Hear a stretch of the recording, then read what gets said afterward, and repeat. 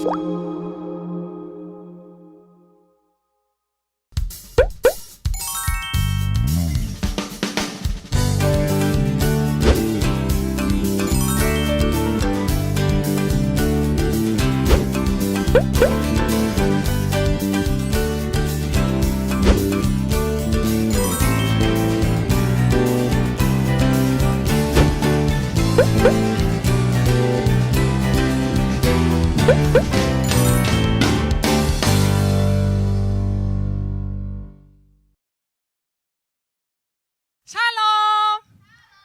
그렇습니다. 옆 친구하고 인사하고 뒤에 선생님, 앞에 선생님, 옆에 선생님 찾아서 인사합니다. 안녕하세요. 샬롬!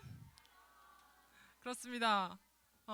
자, 여러분 허리 펴고 바른 마음과 바른 자세로 하나님 말씀 들어보도록 하겠습니다.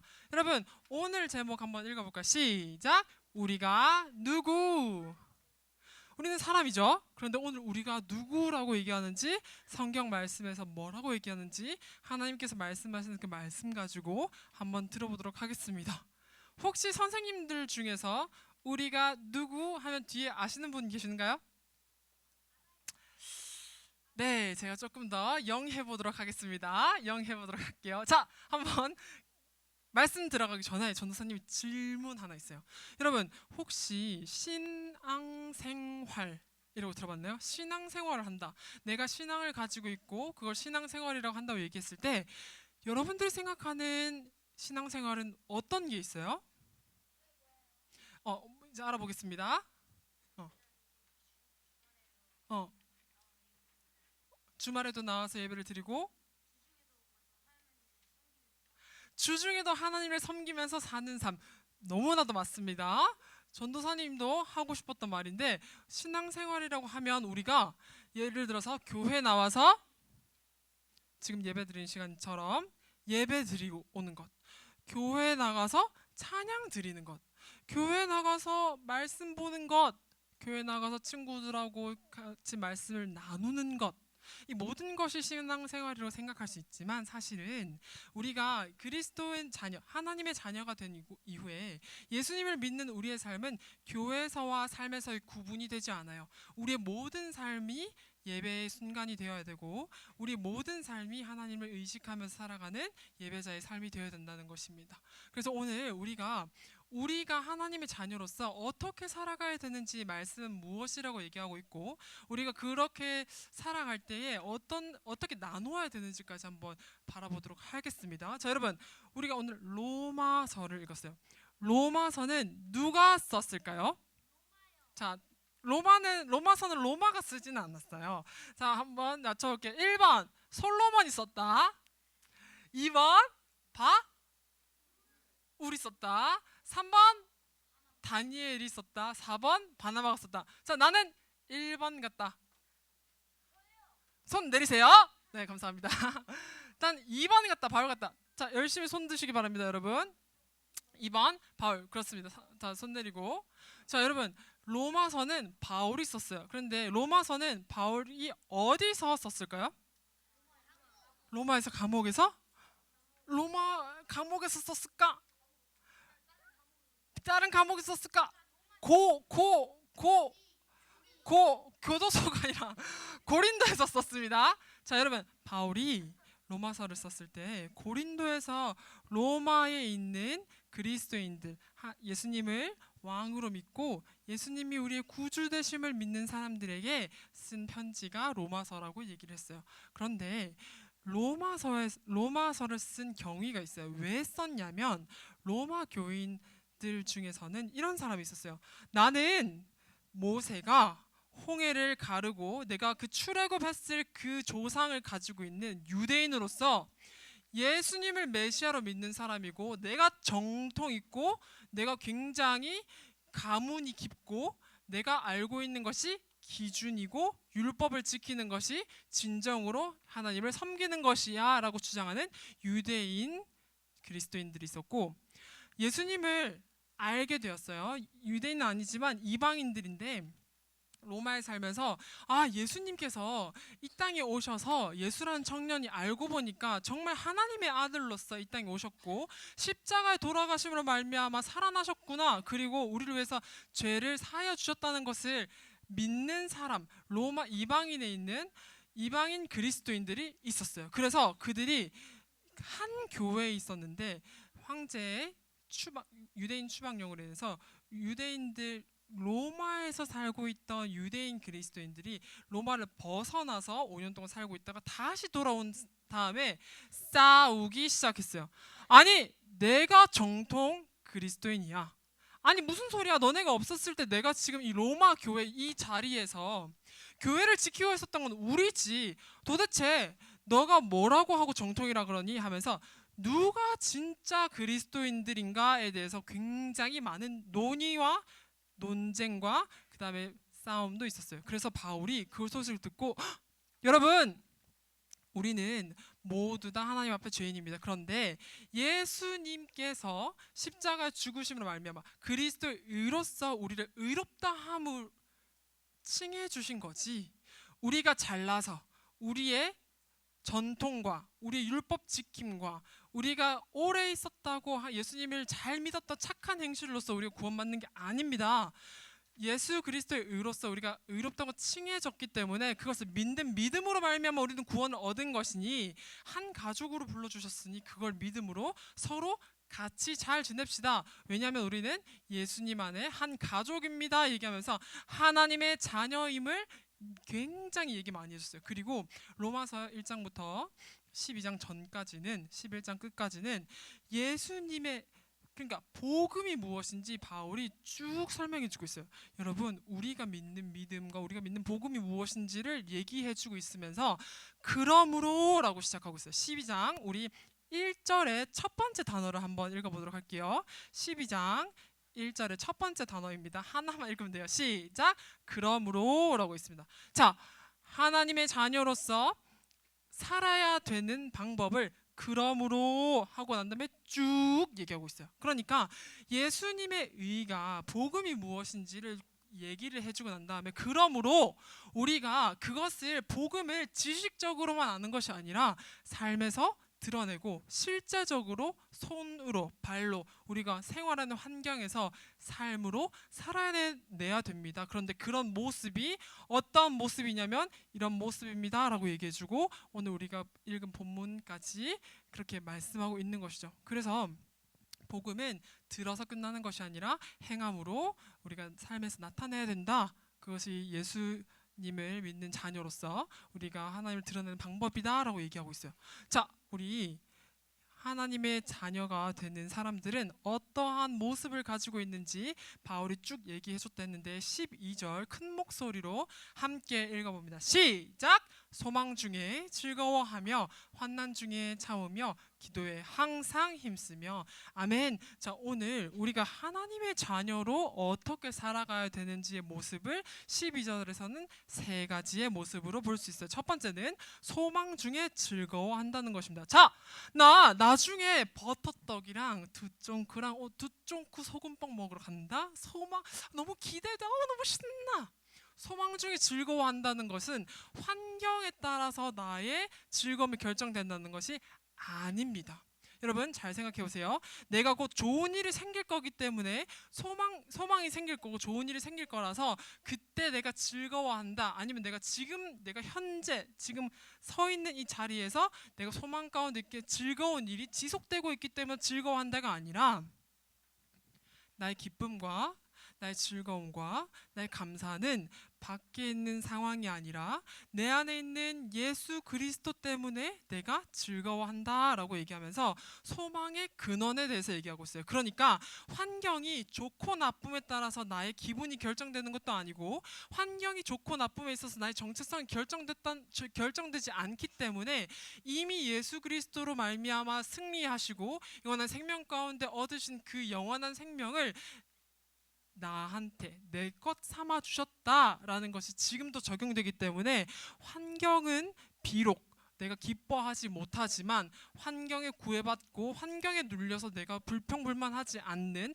세상이 감당치 못하는 내 안에 있는 예수 그리스도를 말미암아, 기쁨의 이유가 내 안에 있는 예수 그리스도이기 때문에 나는 즐거워할 수 있다라고 얘기하고 있는 거예요. 그러니까 기쁨의 근거가 내 안에 계신 예수 그리스도다라고 얘기하고 있습니다. 아니, 그러니까 소망 중에 즐거워한다는 것을, 그러니까 긍정적으로 생각해. 기쁜 일이 있을 거니까 내가 막 즐겁겠지? 너무 기쁠 것 같아. 이런 게 아니에요. 나 오늘 시험을 100점 맞았으니까 나 오늘 100점짜리 사람이야. 나 조금 잘한 것 같아. 오늘 내가 칭찬받았거든. 모범상도 받았으니까 나 좀 잘한 것 같은데, 근데 어느 날은 내가 너무 어려워서 잘 못 풀었어. 시험 문제가 20점이야. 나 20점짜리 사람인가? 라고 환경에 나의 정체성과 나의 가치가 흔들리지 않고, 그럼에도 불구하고 내 안에 계시는 예수 그리스도를 말미암아서 나는 그럼에도 불구하고 기뻐할 수 있다라고 하면서, 소망의 근거가, 나의 기쁨의 근거가 밖에 있는 것이 아니라 안에 있다고 얘기합니다. 사실 바울이 로마 사람들에게 소망 중에 즐거워하세요, 여러분. 우리는 하나님의 자녀로서 즐거워할 수 있습니다라고 얘기하는 그 상황은 정말 최악이었어요. 왜냐하면 로마에, 잘 생각해 보세요, 여러분. 로마에 살고 있던 사람들은 로마 황제를 최고 리더십으로 인정하면서 황제를 따르면서, 그리고 많은 우상신들에게 절하고 같이 제사를 드리는 그런 공동체 형성이 되어 있었어요. 길드라고 하는데, 내가 만약에 경제 활동을 하고 좀 시장이라는 이런 데서 사고 팔 때 이미 그 길드라는 공동체가 형성돼 있어서, 거기서 내가 신전의 제사를 하지 않고 하나님만 믿음으로 말미암아 내가 하나님만 따라가겠다 했을 때 그 공동체에 속해 있지 않았기 때문에 실질적으로 어려움을 많이 겪었던 사람들이에요. 그런데 바울은 거기서 건면합니다. 그리고 얘기하는 것이죠. 여러분, 지금 우리가 그 상황 가운데 우리가 어려움이 당하지만 그것에서 우리가 기쁨을 찾는 것이 아닙니다. 거기서 머물러 있는 것이 아니라 이미 승리하신 예수 그리스도가 내 안에 계시니까 우리는 그 환난 가운데도 기뻐할 수 있는 하나님의 자녀입니다. 그렇기 때문에 기뻐하십시오. 즐거워할 수 있습니다. 라고 얘기하는 거예요. 그리고 또 하나 더 얘기합니다. 환난 중에 참으라고 얘기합니다. 여기서 이제 그만. 전도사님은 이게 설교 딱 성경 말씀 딱 읽자마자 바울이 좀 너무했어요. 아니, 소망 중에 즐거워하라고 권면했던 거, 소망 중에 즐거워하라고 얘기했던 그 자체의 현 상황은 굉장히 소망이 없고 힘들어하는 상황 가운데였지만 예수 그리스도로 즐거워할 수 있다는 건 오케이, 알겠는데, 아니, 어려운 상황에서도 내 안에 예수님이 있어서 즐겁게 기쁠 수 있었다는 나의 노력이 필요한데 환난 중에까지 참으라니. 아니, 지금 나보고 억지로 참고, 그러면 예수 믿고 좋은 게 뭔데? 예수 믿고 내가 또 구원받는 건 알겠는데 당장 어려움이 없어지지 않으면 나는 그럼 살아갈 때 너무 힘들지 않나? 나중에 내가 죽어서 만약에 내가 지금 예수 믿고 천국에 지금 살고 있다고 얘기해야 되는데, 나 인생은 너무나도 어렵고 나 인생은 너무나도 힘들고 비교도 되고 낙심도 되는데 왜 지금 그때까지 참으라고 하는 거야? 라고 의문이 들 수 있겠죠.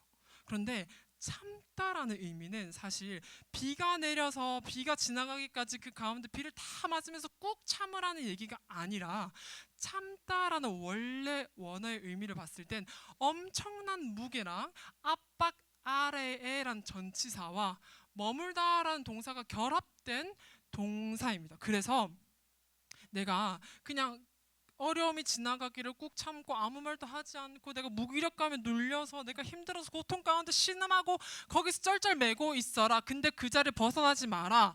왜? 예수 믿으니까 견뎌야지. 이런 의미가 전혀 아니라 군대에서 사용했던 용어를 사용합니다. 무슨 말이냐면, 다가오는 돌멩이, 돌덩어리, 그 다음에 다가오는 화살들이 있어도 다리를 굳건히 서고 방패를 들고 옆에 있는 군사들과 버티면서 그 날아오는 화살을 방패로 맞고 버티고 서 있는 그 동작을 참다라고 의미하는 거예요. 그러니까 내가 무기력하게 나 너무 힘들어, 그런데 참으래, 그래서 나 지금 참고 있어, 그래서 꾹 참다 터지는 것이 아니라, 내가 환난 가운데 역경 가운데 비록 있지만 내가 그 환난을 견디고 참을 때 버티고, 이 전쟁은 하나님의 것이고 하나님께서 이끌고 계시고 모든 것이 하나님 가운데 계시니 전쟁은 하나님께서 하심을 믿으면서 그 자리에서 내 분량을 채우고 군사로서 참고 견디고 인내하고 서 있는 의미를 참다라고 얘기하고 있습니다. 그러니까 조금 많이 얘기했는데 전도사님이 한번 우리 읽어볼까요? 이거 시작.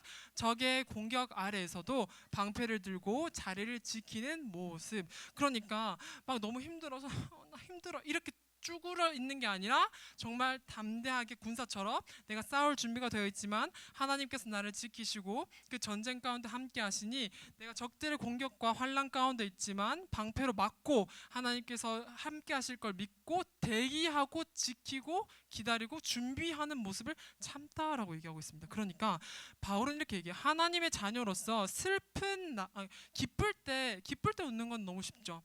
기쁠 때 기쁠 수 있고 기쁠 때 즐겁게 웃을 수 있지만 정말 고난 가운데 환난 중에 웃을 수 있는 사람은 누가 있을까? 하나님의 자녀이겠죠. 하나님께서 이 상황을 이끌어 가신다는 그 소망 가운데 우리가 있으니 즐거워할 수 있고 세상이 감당치 못하고 저 친구는 저 지금 상황을 봤을 때는 낙심하고 낙담해야 될 수밖에 없는 상황인데 왜 즐거워하지? 사람들이 위축되기를 원하는 그런 나쁜 기준들도 막 삼아 있지만 거기에 위축되지 않고 하나님의 자녀로서 자존심을 지키고 자긍심을 가지고 살아갈 때는 저 사람이 뭐길래 저렇게 다르지? 라고 궁금증을 가질 수도 있겠죠. 그렇게 궁금증이 생길 수 있도록 우리가 하나님의 자녀로서 구별된 삶을 살 수 있다라고 얘기하고 있습니다. 또한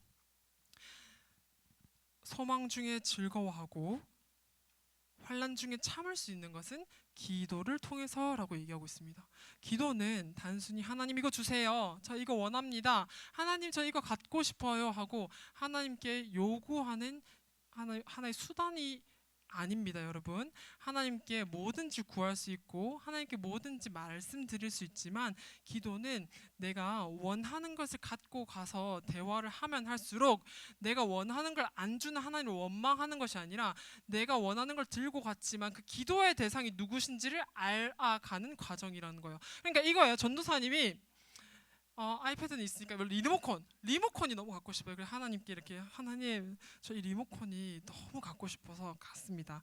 그런데 제가 이 리모컨을 안 가지면 정말로 너무 마음이 힘들 것 같아요. 그런데 하나님 막 이렇게 구해요. 됩니다. 하나님께 뭐든지 구할 수 있어요. 우리가 뭐든지 구할 수 있는데 구하다 봤을 때 당장 전도사님이 생각했을 때는 내일 택배로 도착해야 될 것 같은데 내일 택배로 도착하지 않았을 때 하나님께 내가 원했는데 빨리 안 주세요? 아니 하나님 제가 빨리 달라고 했잖아요. 왜 안 주세요? 라고 나의 기준에 하나님을 끌어들이는 것이 아니라 하나님 제가 원하는 것이 있는데 하나님께서 그 원하는 것을 가장 좋은 때에 들어주실 하나님이심을 제가 기도를 통해서 더욱더 알아갑니다. 그리고 하나님을 더욱더 신뢰하오니 하나님 함께하여 주시고 선한 길로 인도하여 주세요.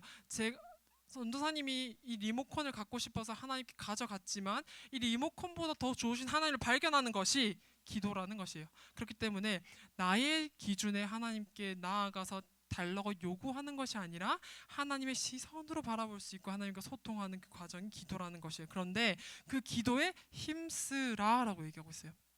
여러분, 힘쓰라라고 계속 바울은 뭐뭐 해라, 즐거워해라, 참아라, 힘써라 라고 계속 권면하고 도전합니다. 그게 무엇이냐면 힘쓰라라는 것은 그거예요. 진짜 힘을 써라, 기도를 힘쓰게. 재미없네요. 아무튼 힘쓰게 이렇게 하는 것이 아니라 힘쓰라는 것은 하나님께 딱 붙어 있으라는 것이에요. 하나님을 향해 가는 것을 강하게 붙잡아라 라는 것이에요. 그러니까 하나님을 붙잡으면서 기도하라라는 것이에요. 여러분, 이게 약간 이해가 안 될 수 있는데 전도사님이 예시를 하나 가져갔어요. 우리가 기도에 힘쓰라는 그 힘쓰라의 의미가 무엇이냐면, 자, 나는 에버랜드에 가봤다. 손. 어제 갔어요? 전도사님 에버랜드 한 번도 안 가봤는데. 손 내리고. 저를 측은하게 보지 않으셔도 됩니다. 자, 롯데월드에 가봤다. 500번 갔어요? 오케이, 손 내리고. 자, 나는 경주월드에 가봤다. 손. 오, 경주월드 꽤 많이 가봤네. 손 내리고. 나는 통도 환타지에 가봤다. 손. 통도 안 타지에 가봤어요? 오! 어떻게 알지 그거를? 오, 통도 안 타지는 지금 없어진 놀이동산입니다. 그런데 전도사님 고향에 있어서 한번 얘기해봤어요. 자, 중요한 건 이거야. 놀이동산에 가면 사람들이 엄청 많다고 생각해 보세요. 그런데 거기서 내가 아빠 손을 잡고 가고 있지만 많은 사람들 속에서 묻혀서 걸어가고 있어서 앞이 안 보이는 상황이라고 생각해 보세요. 근데 그때 밀착하다, 힘쓰다, 밀착하다라고 얘기하는 것은 아빠와 같이 하다라고 의미하면서 아빠가 내가 내 앞에는 길은 걸어가고 있지만 내 시선에서는 보이지 않는 답, 보이지 않는 길이 아빠가 목마를 태워줌으로써 아빠의 시선에서 길이 보인다는 그런 의미예요. 그러니까 기도를 통해서 내가 보이지 않고 내가 할 수 없는 일이지만 하나님의 시선으로 하나님의 일을 바라볼 수 있다라는 의미를 합니다. 그러니까 우리 하나님의 자녀된 사람들은 정말 환경에 구애치 않고 다른 사람이 너 이거 없지, 너 이거 잘 못하네, 이렇게 판단하는 그 기준에 흔들리지 않아요. 왜냐하면 나는 지금 못하지만 노력하면 되는 거고 내가 할 수 있는 만큼 하면서 하나님께서 가장 선한 길로 인도해 주실 거라는 그 믿음과 내 안에 계신 소망 대신에 예수 그리스도로 인해서 흔들리지 않습니다.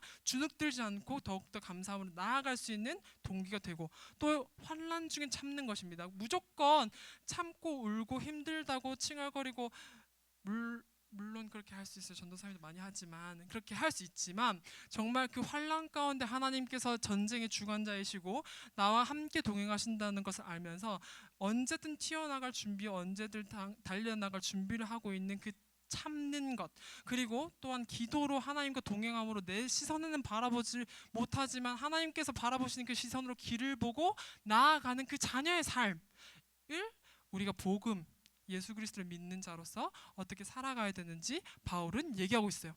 여러분, 그런데 정말 특이한 게 있어요. 우리가 하나님의 자녀가 되었고 하나님의 사랑을 알게 되면 우리만 먹고 배부르다 잘래가 아니라 하나님의 사랑이 자연스럽게 흘러가는 것을 볼 수 있어요. 정말 신기합니다. 우리 마지막으로 13절을 같이 힘차게 읽어보도록 할게요. 시작. 성도들의 쓸 것을 공급하며 손 대접하기를 힘쓰라. 아멘. 바울은 이렇게 얘기해요. 그때 당시 로마 교회의 유대인들 그리스도인들과 그 다음에 그냥 이방인 그리스도인들이 싸워서 누가 진정한 그리스도인이고 누가 진짜 맞는지, 하나님께 누가 옳은지, 누가 더 칭찬 많이 받을지를 막 대결하고 있을 때, 아니요, 우리는 하나님의 자녀, 하나님의 그 복음, 하나님의 의가 무엇인지, 하나님의 의로 말미암아 우리가 의롭다함을 칭함받고 구원받은 우리가 그러면 이제는 서로 나눠주기를 힘쓰고 세상과 나갔을 때 구별되는 삶을 살아가는데, 그것을 우리의 삶에서 옆 사람에게도 흘러보낼 수 있는 사랑이 있다라고 얘기하고 있어요. 그러니까 성도에 쓸 것을 공급하며 두 가지로 얘기할 수 있어요. 성도에 쓸 것을 공급해주고 손 대접하기를 힘쓰는 하나님의 자녀된 모습을 얘기하고 있는데, 성도들에 쓸 것을 공급하는 게 무슨 뜻이냐? 바로 이런 것입니다.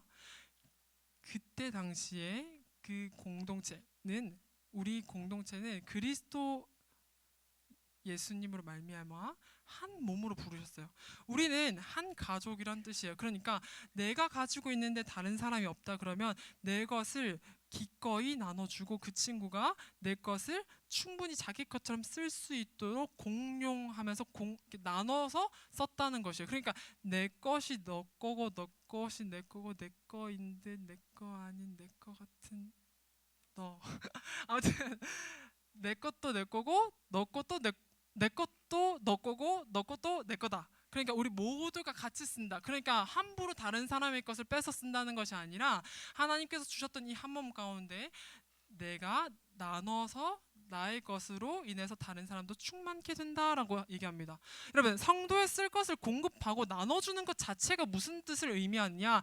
하나님께서 내가 잘나서 지금 나눠주는 거니까 나에게 박수를 쳐, 이런 게 아니라 하나님께서 나에게 공급하심으로 말미암아 내가 나눠주는 것 자체가 나는 하나님께 공급받은 사람입니다. 하나님께서 나를 채워주셨습니다. 그러니까 함께 그 사랑을 흘려보냅니다라는 삶의 예배라는 것이에요.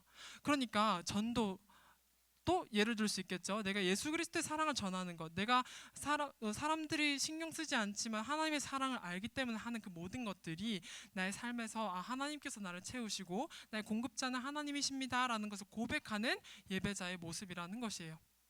그다음에 손 대접하기를 힘쓰라는 것은 그때 당시 상황을 잘 얘기해주고 있어요.